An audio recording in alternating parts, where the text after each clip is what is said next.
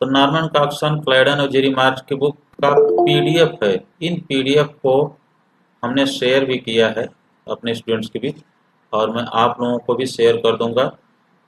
कोई एक organic compound है जिसमें एक एटम ए है, एक एटम बी है, और एटम ए से कोई एक दूसरा एटम या मॉलिक्यूल जुड़ा हुआ है डब्लू, वो अपनी पोजीशन शिफ्ट कर रहा है ए टू बी।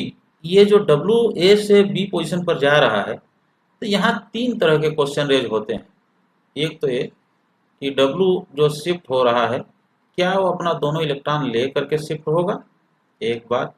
दूसरी बात कि क्या डब्लू अपना दोनों इलेक्ट्रॉन छोड़ करके शिफ्ट होगा यहाँ से, या क्या W as a free radical के रूप में शिफ्ट होगा। तीन पॉसिबिलिटी होती है कि डब्लू यहाँ से अपना दोनों इलेक्ट्रॉन ले करके बी पर चला जाए। तो अगर दोनों इलेक्ट्रॉन ले करके जा रहा है तो बी पर पॉजिटिव चार्ज होगा, तभी वो जा सकता है, नहीं तो नहीं जा सकता। तो एक पॉसिबिलिटी ये हो रही है। दूसरी पॉसिबिलिटी ये हो सकती है कि अगर डब्लू जो एटम या ग्रुप है जो ए से जुड़ा हुआ है, वो दोनों इलेक्ट्रॉन यहाँ ए पर छोड़ करके जा रहा है बी पर, इसका मतलब कि इस डब्लू पर पॉजिटिव सेंटर जनरेट हो रहा होगा, तो बी पर निगेटिव होगा, तभी वो जा सकता है।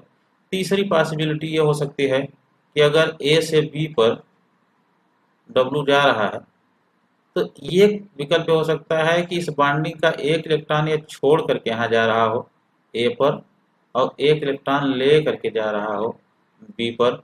तो इसको यहाँ एक इलेक्ट्रॉन होगा तभी जा सकता है, इसको कहते हैं फ्री रेडिकल शिफ्टिंग।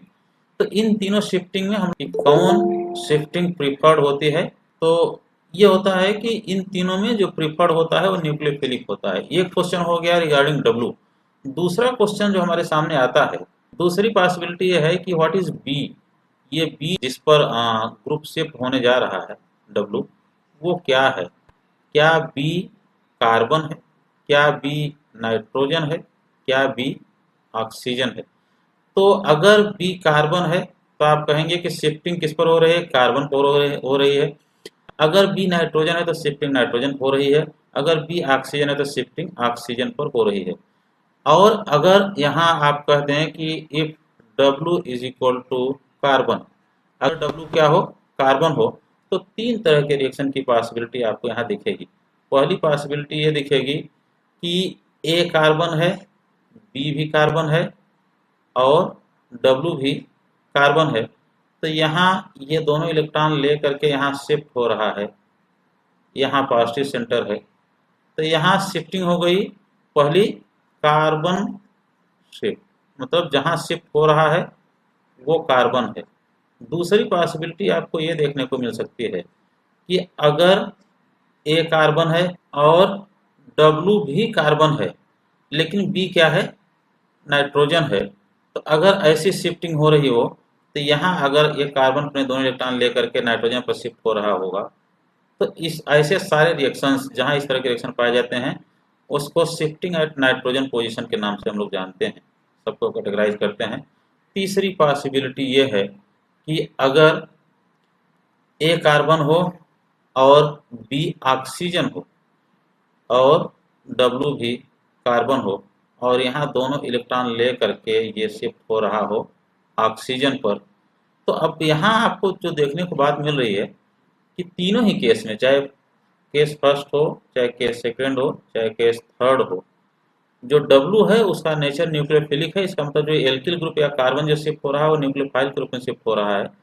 तो जहां वो जाना चाहेगा वहां इलेक्ट्रॉन की डेफिशिएंसी होनी चाहिए। तो अगर फर्स्ट केस में हम जहाँ कार्बन कार्बन शिफ्ट की बात कर रहे हैं, वहां कार्बन पर पॉजिटिव चार्ज रहे तब इलेक्ट्रॉन की डेफिशिएंसी होगी।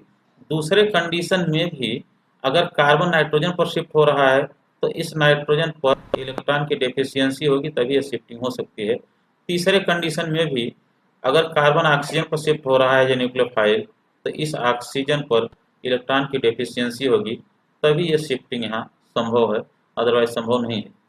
तो हमारे सामने ये क्वेश्चन रेज होता है कि कार्बन पर पॉजिटिव सेंटर कैसे जनरेट होगा, नाइट्रोजन पर इलेक्ट्रॉन की डेफिशिएंसी कैसे जनरेट होगी, या ऑक्सीजन पर इलेक्ट्रॉन की डेफिशिएंसी कैसे जनरेट होगी। क्वेश्चन ये है हमारे पास कि how to generate electron deficient centre at, पहला कार्बन, कैसे कार्बन पर इलेक्ट्रॉन डेफिशिएंट सेंटर जनरेट हो। दूसरा, how to generate electron deficient centre at oxygen. या how to generate electron deficient centre at nitrogen. ये 3 पॉसिबल क्वेश्चन हैं कि कैसे जनरेट होगा। तो हम किस बेसिस पर रिएक्शन को कैटेगराइज करें जो आपके सिलेबस में है, किस पोजीशन पर या किस एटम पर शिफ्टिंग होगी। अगर आप ऐसे कहिए ए से बी पर यहाँ W है, ये ए से बी पर आ रहा है 1 to 2 पोजीशन, तो दिस बी में भी कार्बन, नाइट्रोजन और ऑक्सीजन।